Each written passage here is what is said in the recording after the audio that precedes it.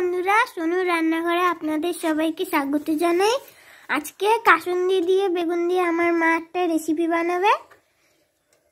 বেগুনগুলো আমি লম্বা লম্বা করে এরকম করে কেটে নিয়েছি।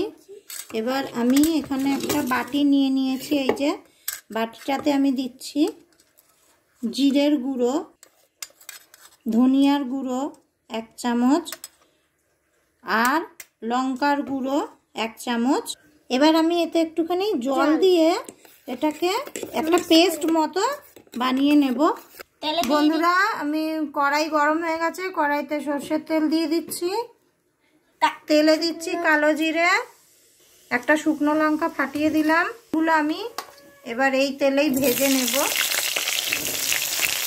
এবার বেগুনগুলো আমি ভালো করে একটু এই তেলেই ভাজবো। আর গ্যাসের ফ্লেম কিন্তু মানে জোরে করে তারপরে রান্নাটা করবে, কারণ এই বেগুনগুলো কিন্তু এরকম গোটা গোটাই থাকবে। ওটা করে একটু ব্রাউন কালার মতো করে ভেজে নেব। এবার এই যে এইরকম করে ভাজবে। আমার ভাজাগুলো হয়ে গেছে। এরকম হালকা করে এই যেমন বেগুন যেন এরকম গোটা গোটা থাকে। এবার আমি দেব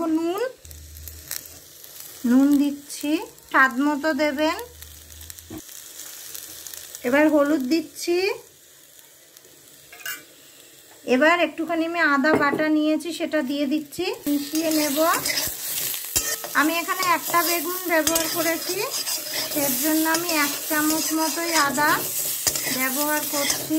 একটু মিশিয়ে নেব। এবার এই যে আমি পেস্ট বানিয়ে রেখেছিলাম, পেস্টটা এতে দিয়ে দিলাম।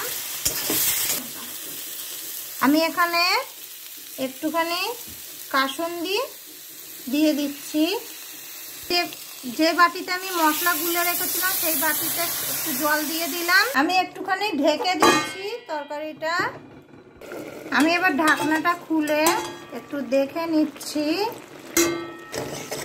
তো আমাদের বেগুন কাসুন্দি একদম রেডি। গরম গরম ভাতের সাথে এটা আমি সার্ভ করব।